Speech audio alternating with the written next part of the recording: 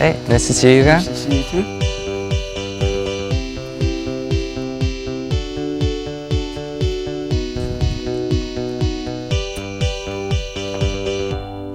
What's up? How's it going? Good to see you. Good to see you, man. Good to see you. All right. Thank you for choosing our channel to watch. Hopefully, we'll do a good job entertaining you for the next 28 minutes of your life. This show is called A Different Look at the World, and our goal and objective is to basically give you a different look at the world, and I guess from a teenage point of view. So I'm John Slupski. This is the rest of our round table of very smart and intellectual people that we're going to be discussing some issues. So I'm 17, and what is your name and age, sir? I am Chad Creason, C with the reason. I am 17 years old, and I currently work at Domino's. Very cool.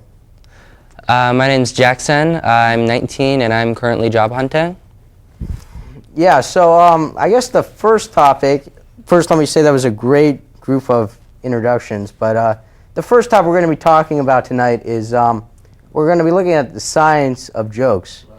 Now, jokes is, jokes are very, I feel like so many people don't properly understand how to tell the jokes, you know? I mean, I feel like so many people will just say random stuff with no really sense of exactly what's going on or how they're going to tell the joke properly. And I feel there's so much timing and so many random people will just tell certain jokes that They don't even make sense half the time. I'm totally with you on that. You know, I think the problem with so much of the jokes is you need to have the timing down. I feel so many people won't take the risk, and I'm a high school student, and you know, I've been to detention many times, but so many people are concerned about detention, going to detention, losing on their college applications. I got to take 5 AP classes. You know, they don't want to ruin their college application. So what do you guys think on this topic? Well, I currently think that the thing with jokes is you don't normally know what you're getting yourself into. Yeah. Half the time when you're even going to try for a joke, normally you're probably gonna try and go for a couple laughs or to get people's attention. But some people, they'll just go in straight for the joke and not even know what they're gonna joke about, and they'll just completely freeze in their tracks and not know what they're gonna say, and it's just gonna make everything look awkward and everything, and the joke's really just gonna be on them. And they're really the laughing stock. I agree. Like an example I was thinking of is I would think a common joke. What I deal with a lot at my school is you know, an example is you know, in history class I get tons of these with these silly jokes, and that you know you'll know what the joke is being said upon. You know what they're gonna say. You know the pitch line. You just know they're that type of person. So. Example I was thinking of is Julius Caesar. You know, someone will bring in, we're going to be talking about Julius Caesar, and then some guy will raise his hand like this and say, Mr. Washington, did he invent the Caesar salad? And everyone would just bawl out laughing like, you know, and I'm just sitting there thinking like, that's not that funny because I knew it. Like, I mean, do you guys have any examples of that? I mean, as far as jokes go, I'd say that when somebody tries to make a joke or something like that, they're trying to create a connection with somebody that they don't necessarily know under the general circumstances that wouldn't be in that situation or something like that. And I think that most jokes like that is just using metaphor to kind of create that sarcasm in the event. And it kind of depends on the situation because not everybody's going to get that. Yeah, I mean, yeah, you do have to... Really, one of the things I know, timing is so crucially important in telling the jokes. The punchline, I mean, you can go on the internet, Google search in your free time how to tell the joke properly, how to tell jokes. And that's probably one of the most important things. Like, you got to do your studying if you're going to go off and tell a joke. It's like taking a test. Like, you're not going to show up for a test not knowing any of the stuff that you're going over, you know? Yeah, you know, I feel, though, that probably one of the issues is people will tell the jokes that I lost my thought here. People will tell the jokes that they just assume everyone I remember one of the main issues is the bystanders will always laugh with them. I don't know why, to make them feel good, but if someone's not funny, I think you should just tell them flat out it wasn't funny, instead of having to deal with the awkward laugh, and you're not even laughing, and it's hard to fake laugh. Because I know myself, I can tell if like you actually found it funny or not, instead of like the fake chuckles and I just find that the worst. So I mean, it's tough, and it's definitely, jokes are a lot about risk taking. You gotta go. I guess the expression for jokes is to go big or go home, and so many people will just stay really, really, really small, smaller than this platform we're on, with the level of how the jokes and the risk taking they take.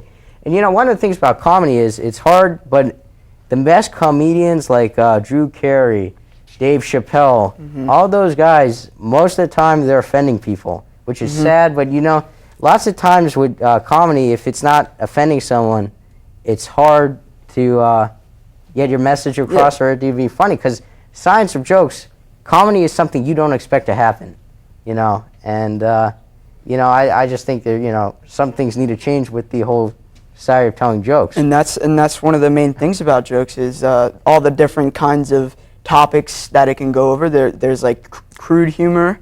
There could be I don't know, something sarcastic or something funny, but all these different kinds of jokes, they all appeal to different types of people, and like that's also another thing that you're going to want to look at is who is the crowd that you're trying to appeal to, and that plays a big role in the jokes that you're trying to tell. Exactly. Yeah. So Jackson, you've been a little quiet. Do you have like any funny stories?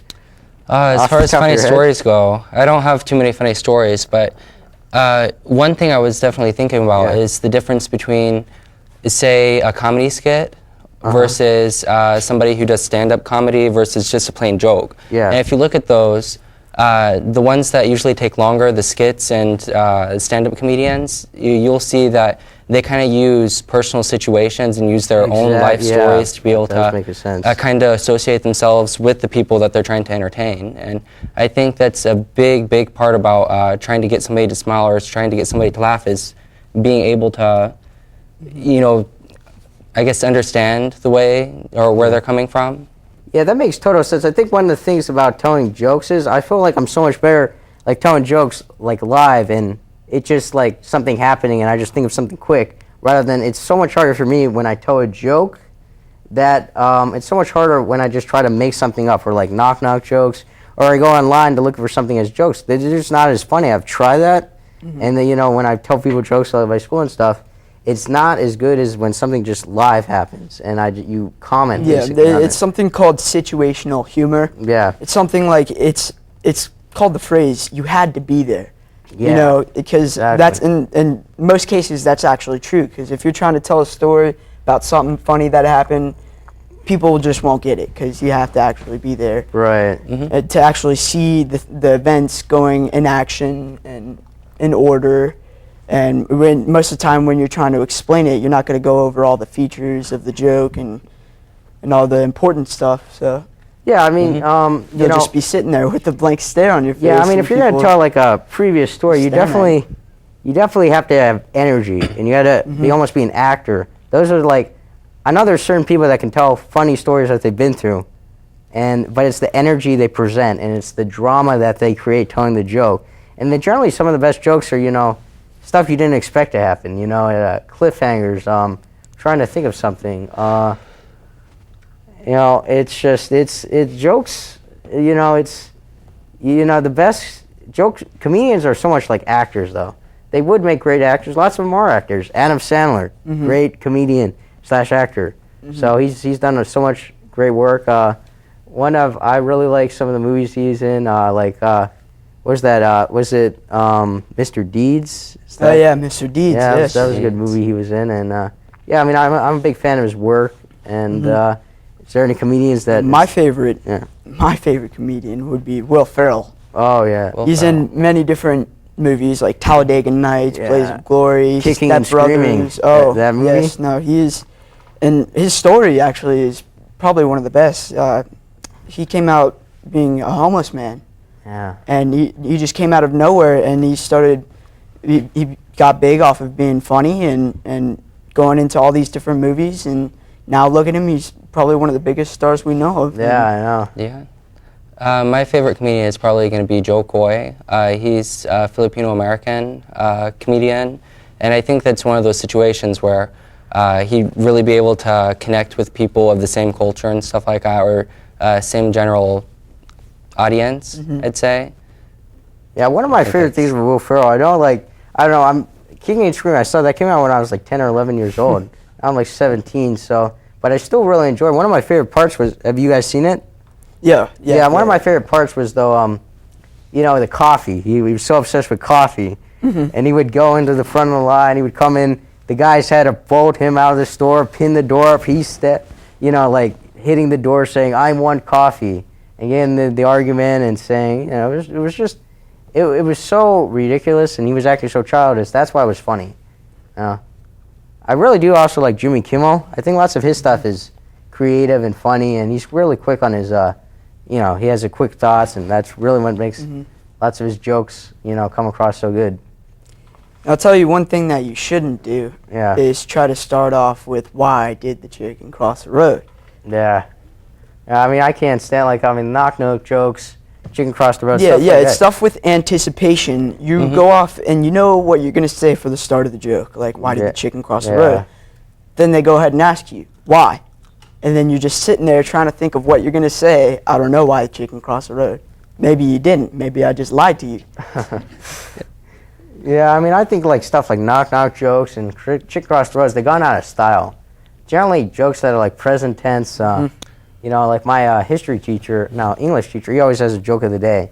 And they were all animal jokes, and now they're all present tense, and, you know, they're pretty good. I mean, like, one was, like, you know, sure if we're supposed I don't think I'm going to say that on the air. I don't want to get fired on the first taping here. So, just, can anyone think of any, like, present tense jokes that... Present tense jokes. It's kind of hard. Yeah, we're doing everything we said not for you to do by telling knock-knock jokes. It's all about live comedy. Well, one thing that I definitely think about knock-knock jokes, it's not that they're out of style, it's going to be that it's aimed towards a different audience. It's aimed towards kids like 6 and under and stuff like that, and I think that's a big part about it, because when you think of a joke, that's going to be the knock-knock jokes is what you probably first think of. See, the funniest because thing, that's what you're raised with. And the funniest thing about knock-knock jokes is they don't even have to make sense.